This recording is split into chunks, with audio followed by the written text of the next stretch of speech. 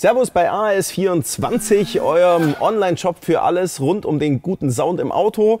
Heute Teil 3 für den Fiat Ducato, Renault Boxer und den Citroën Jumper.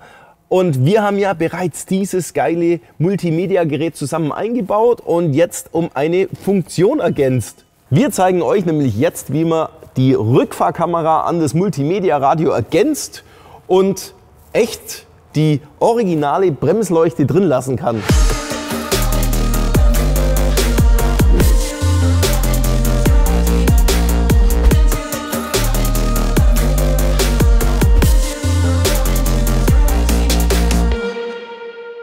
Also kommen wir doch mal dazu, was wir alles für Einbaumaterialien benötigen, um eine Rückfahrkamera in den Ducato einzubauen. Und da müssen wir jetzt mal anfangen bei der grundsätzlichen Aufnahme für unsere Alpine Kameras. Und zwar hat jetzt Alpine ein ziemlich geiles Stück gebaut. Das ist der KIT R1 Duck, so nennt sich das Teil. Wir bezeichnen euch das natürlich hier im Video, damit ihr wisst, was ihr bestellen müsst. Das ist die Basiseinheit, wo auch die alte Beleuchtungseinrichtung, die im Fahrzeug schon drin ist, wieder ihre Verwendung findet. Jetzt geht es darum, was haben wir im Fahrzeug? Haben wir ein Kabel bereits schon vorinstalliert für die Videoübertragung von der Rückfahrkamera, also bis zur Rückleuchte, bis zum Autoradio oder zumindest bis vor. In unserem Ducato haben wir tatsächlich ein Weco Domatic Kabel schon drin. Das haben wir am Rückfahrlicht, liegt das Kabel bereits offensichtlich drin und kommt bei uns beim Batteriehalter unten im Fußraum wieder raus. Wir müssen es jetzt bloß noch bis nach oben ziehen, also Kabel verlegen brauchen wir eigentlich nicht mehr. Dazu gibt es nämlich jetzt ein passendes Adapterkabel auf Weco Domatic. Das ist nämlich das KWE CAM 6D und darauf gibt es diese Adapter. Das heißt, wir brauchen nur noch was draufschrauben und das passt dann wiederum an unsere HCE C2100RD. Das ist die passende Rückfahrkamera von Alpine für dieses KIT R1 Duck. Also, das wäre jetzt die beste Variante, wenn ihr die habt. Weil wir brauchen keine Kabel mehr legen. Wir haben eine super umschaltbare Direktkamera. Das heißt, wir können verschiedene Ansichten mit der einzelnen Kamera schon anwenden und das alles über das X903 Ducato Alpine Gerät. Und ja, da muss man dazu sagen, die ist ein bisschen teurer als eine ganz normale Universalkamera. Aber diese Universalkamera von Alpine, die HCE C1100, die passt genauso in diese Vorrichtung hier mit rein, in das KIT R1 Duck. Aber es gibt darauf mal keine Adaption auf irgendwelche vorverlegten Kabel. Das heißt, naja, jetzt müsst ihr auf jeden Fall mal das Kabel an sich, das liegt ja im LiFo-Umfang von der Kamera dabei, das reicht auch von der Rückfahrleuchte bis vor. Wie man das ganze Kabel verlegt, haben wir schon mal ein Video gemacht. Könnt ihr direkt hier in der Infokarte nachlesen oder unten im Videobeschreibungstext den Link dazu mal anklicken.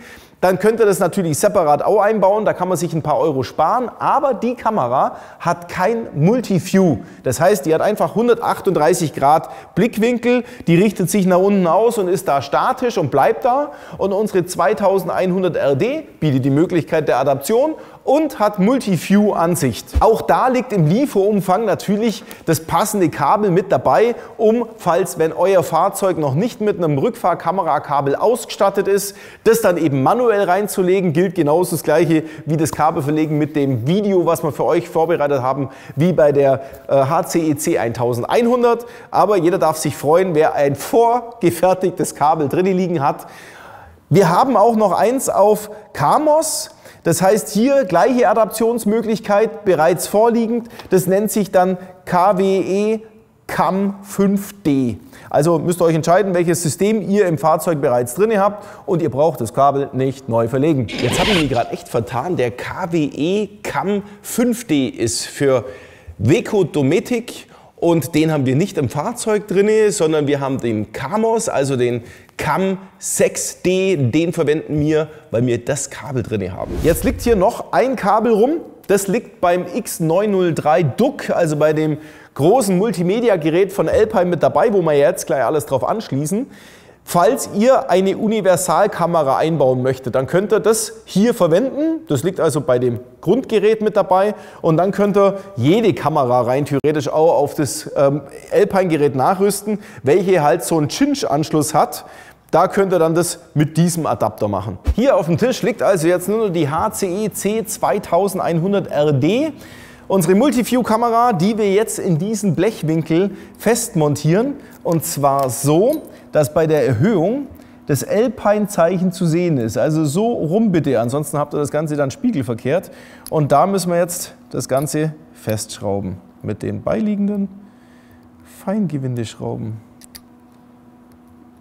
Wenn die Kamera auf dem Blechwinkel montiert ist, dann kann das Ganze hier in die Mulde rein und an der Seite festschrauben.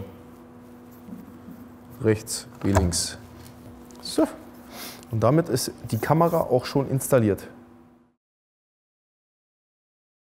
Das Rücklicht wird mit 2 Schrauben einfach mal kurz rausgenommen. Jetzt können wir das ganze Ding hier packen. So. Genau, jetzt nehmen wir die Schrauben hier raus und können das hier direkt abstecken. So. Hier liegt jetzt ganz offensichtlich unser Dometic-Kabel. So, das machen wir mal ganz raus hier. Schau mal, das ist ja wirklich lang genug hier. Und da haben wir unseren Adaptionsstecker mit dazu. Aber das machen wir jetzt erstmal ein bisschen schöner hier. So, den Überschuss können wir mal da wieder reinlegen. So, wunderbar. Und jetzt haben wir natürlich direkt unseren Adapterstecker, den wir hier mit dran stecken können. Und das war es auch schon. Und jetzt haben wir unser Kamerakabel schon da. Jetzt können wir das auch schon anstecken. Also das geht hier wirklich ratzfatz. Ja. Das ist ja nur noch Plug and Play. Jetzt haben wir unser altes Rückfahrlichtkabel. Das legen wir mal noch da rein. Und jetzt können wir schon das ganze Thema wieder anschrauben. Und da haben wir ja die langen Imbusschrauben mit dabei, die jetzt die entsprechende Öffnung hier benutzen. Und hier die alten Schraublöcher einfach hernehmen und das hier befestigen. So. Das ist schon sehr cool gemacht, die Technik hier. Und schaut auch richtig ordentlich aus. Wieder richtig massiv. Und jetzt rate mal nach Rosenthal. Jetzt brauchen wir nur noch das Ganze zusammenstecken, so wie es vorher war. Wir haben jetzt praktisch eine Verlängerung für das Rücklicht geschaffen. Und da kommt jetzt das genau so wieder dran, wie es ursprünglich war. 2 Schrauben rein, und zwar genau die, die gerade eben schon drin waren. Und das war es dann schon hier hinten. Unser Kabel, das wir hinten gerade abgegriffen haben, kommt in unserem Fall hier im Batteriekasten raus. Hier ist das andere Ende. Beim einen oder anderen Ducato mag das vielleicht schon bis zum Radioschacht verlegt worden sein oder unter dem Armaturenbrett. Es gibt bestimmt auch Varianten, die in der B-Säule ganz unten rauskommen. Da ist so ein großes Loch drin. Aber bei uns super easy, wir haben es hier vorne schon drin. Das Einzige, was wir jetzt noch machen müssen, das Kabel hier hochlegen. Den Lüftungsschacht, den habe ich schon rausgemacht. Der ist ja nur zum Klippen, sieht man ja auch im Teil 2, wie das funktioniert. Und ich habe auch da schon das Kabel soweit vorbereitet für unseren Kameradirektanschluss. Das hängt hier an der Seite bloß noch dran. Und damit wir das Kabel gut durchführen können, habe ich hier 1, 2, 3, 4 Schrauben aufgemacht, um den Deckel hier rauszumachen. So, das war's. Den Rest können wir jetzt nach oben durchziehen und eigentlich direkt anschließen. So, wir können das Kabel direkt hier hinter der Verkleidung hochlegen. Dann verschwindet es völlig von der Oberfläche. So, weg. Und dann sind wir hier schon. Und jetzt können wir das Kabel von unten nach oben durchziehen. So, da haben wir es oben. Wunderbar. Das Kabel habe ich jetzt hier bereits schon im Schacht drin. Und jetzt kommt das andere Adapterstück drauf, das Gegenstück. Hier ist sogar noch eine Sicherungsschraube drauf, dass man das richtig schön festziehen kann. So, und jetzt brauchen wir nur noch den Stecker auf den Kameradirekteingang vom Autoradio mit anschließen. Den habe ich ja bereits schon raushängen lassen. Das ist der Stecker hier. So, und das war's. Jetzt können wir das ganze Kabel hier reinmachen, vielleicht nur mit einem Isolierband ein bisschen zusammen machen. Und gut, jetzt ist alles drin. Das heißt, wenn ich jetzt auf Cam schalte, dann haben wir natürlich auch unsere Rückfahrkamera. Mega. Die ist jetzt schon perfekt ausgerichtet, ist ja klar, das war ja alles schon gar nicht mehr veränderbar. Wenn wir jetzt auf den Bildschirm klicken, kann ich jetzt mit meiner Multi-View-Kamera sogar eine Panorama-Ansicht machen oder sogar eine Seiten- oder beziehungsweise eine Corner-Ansicht. Das zeigt mir die rechte und die linke Ecke und das schaut jetzt wirklich, ich sehe seitwärts. Also ich sehe, wenn da ein Auto kommt oder ich sehe, wenn da ein Auto kommt. Ich kann natürlich auch direkt von oben runter gucken, dass wenn ich eine Anhängerkupplung oder sonst was dran habe, damit ich nochmal eine andere Sicht habe. Aber im Prinzip langt es normal schon mal gut aus. Und selbstverständlich geht der Rückwärtsgang, wenn ich den einlege, so weit, dass dann aus Bild da ist. Und wenn ich es wieder wegmache, kann ich aus Bild wegtun.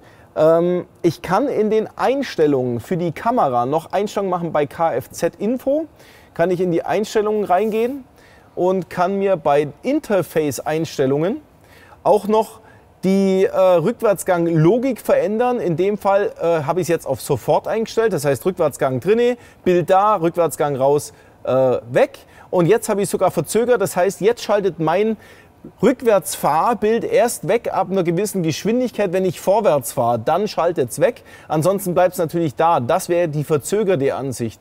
In der Regel kann man jetzt auch sagen, schalten wir auf sofort. Nur hier kann man es eben noch mit verändern und einstellen auf sich selber, wie man es anpassen mag. Also Leute, so leicht war es echt noch nie, zumindest für mich, eine Rückfahrkamera nachzurüsten. Es ist ja kaum Aufwand, keine Kabelverlegung mehr, zumindest für alle Wohnmobilfahrer, da wo das Kabel schon eingelegt ist von Werk ab. Das ist mega mit den Adapter drauf, es gibt es auch nicht überall, es gibt es bei Alpine.